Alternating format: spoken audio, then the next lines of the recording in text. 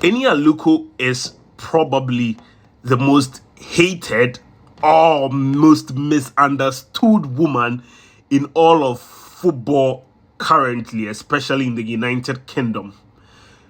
To get the understanding of how we got to this point, how someone who has sacrificed for the English women's national team, who's played over 200 games for the English national team, became the most quote-unquote annoying woman right now, we will need to take it a few months back so that everyone can make their decision. So this is the story of Aluko and her perceived fight or her fight for women's representation in women's sports.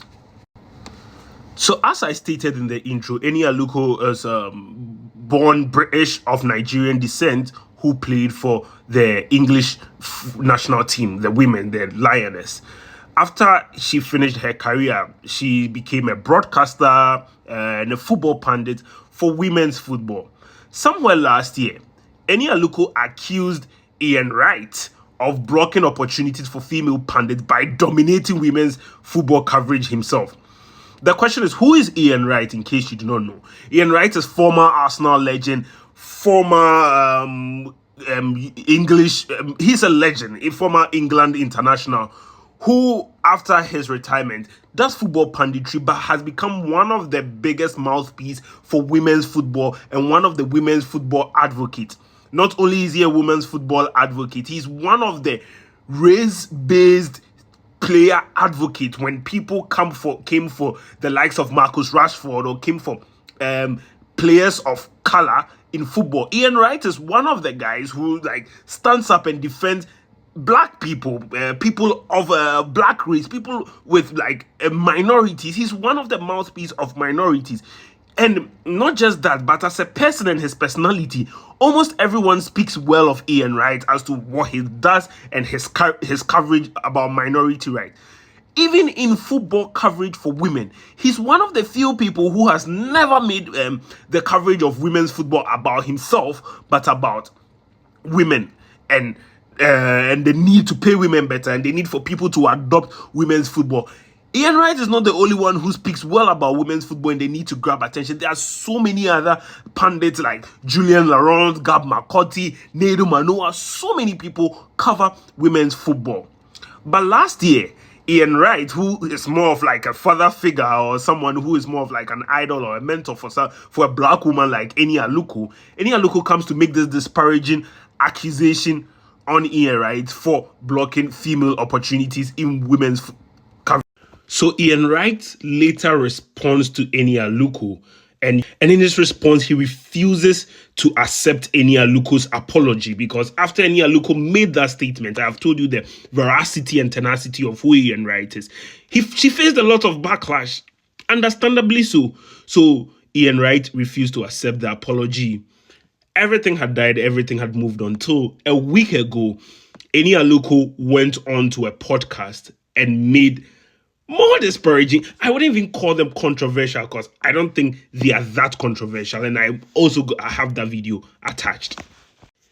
In her podcast, she said that she distinguishes between presenters and pundits. And she said there were 6 slots available for punditry, and 2 of the spots went to 2 black men, which is Nedu Manoa and Ian Wright, again taking aim at Ian Wright. And her problem is, she says, not to talk bad about Nedu Manoa, but I don't even know if Nedu Manoa played for England. I mean, that's actually, in my opinion, that's very disrespectful.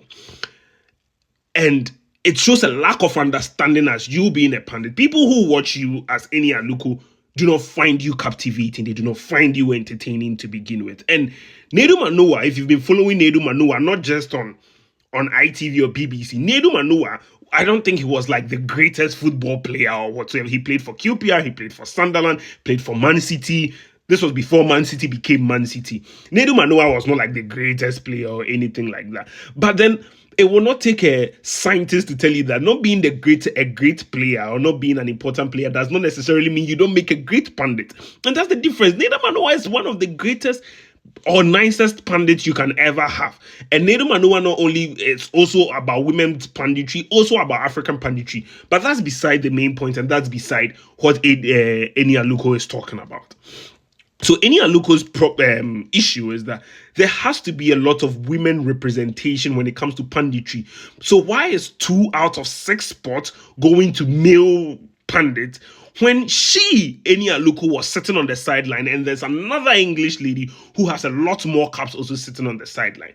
And then the first question I ask myself is this all about you then? Is it really about women, or is it all about you losing a job, or you not having the opportunity to be on or be part of the punditry? I mean, sex and the fact that ITV, BBC, all of these people run on revenue, and they run on pundits who can get them attract a lot of eyeball. And if they are not getting that with you, and they are getting that with, because Emma Hayes was on that punditry, and Emma Hayes is like a very popular person, and so then, after those comments she made on Nedu Manoa and Ian Wright on the presentation at the women's final, because she says it's a women's final and it should be an all women's panel, Laura Woods hit back at her. Laura Woods is like a presenter, also sports presenter, football presenter. She hits back at Eni Aluko, and there are bits and pieces of what Laura Woods said I agree with. So Laura Woods says, caps don't win automatic work, like Eni Aluko was saying, because she had like a lot of caps, and there are a lot of English women with caps who were on the sideline. Caps don't win automatic work, and they don't make you a brilliant pundit either. The way you communicate, articulate yourself, do your research, inform your audience, how likable you are, and the chemistry you have with your panel, and what makes you a brilliant pundit does. The women's game should be by women for women is one of the most damaging phrases I've heard. It will not only drag women's sport backwards, it will drag women's punditry in all of forms of game backwards. If you want to grow something, you don't keep it.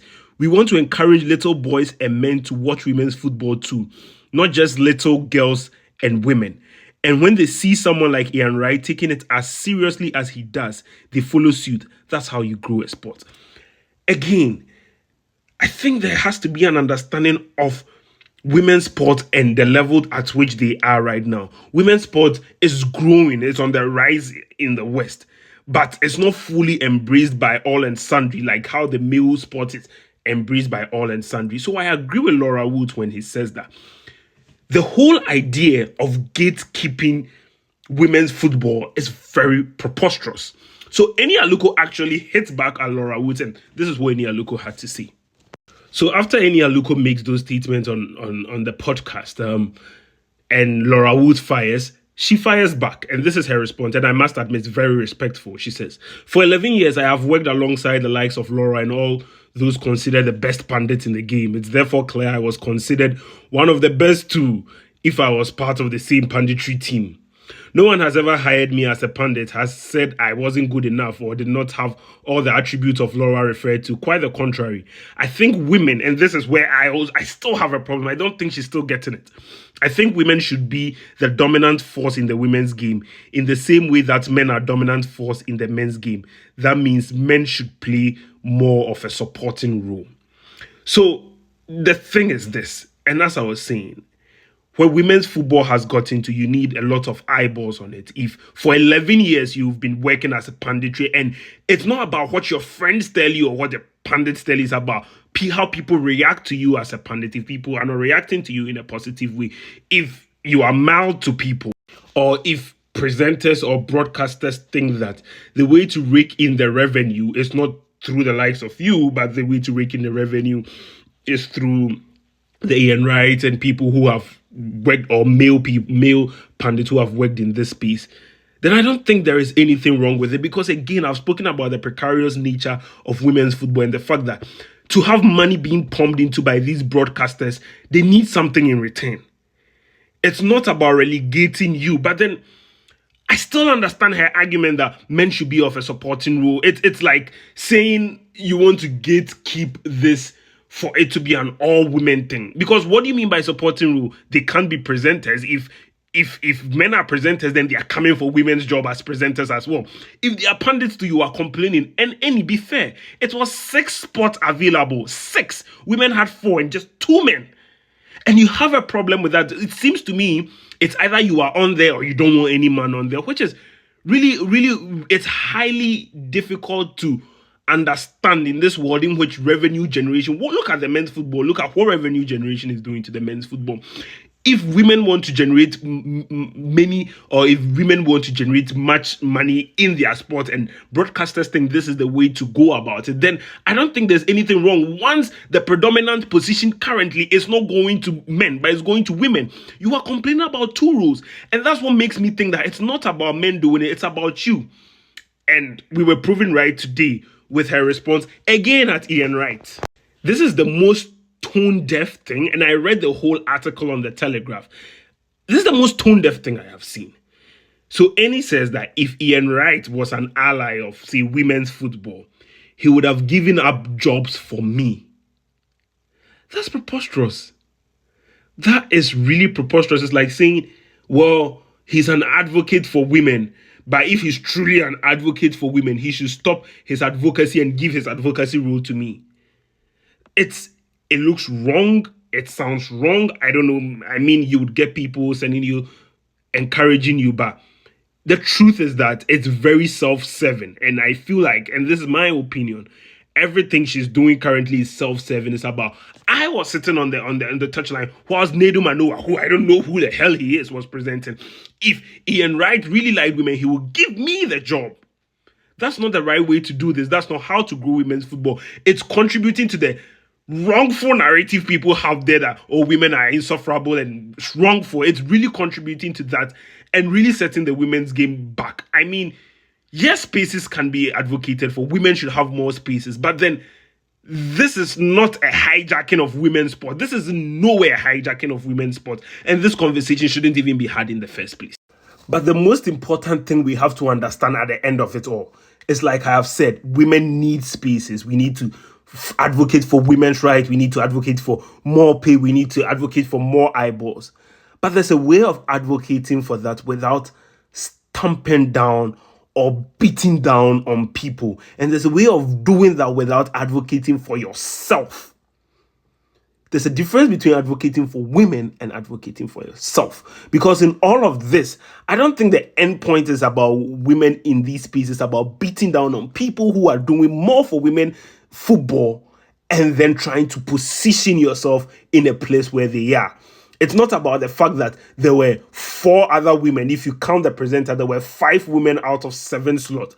But there were the fact that out of the 5 women, you were not part. Because I can bet you, if you were on that panel, this complaint will not be coming about. And I think it's important. I really think it's important. And she probably has to reconsider. But I don't think she will, because people would speak into her ear that she's doing the right thing. It's the same way she came back to apologize last year and then is doubling down this year. Pick a struggle. It's really not given. It's really not given.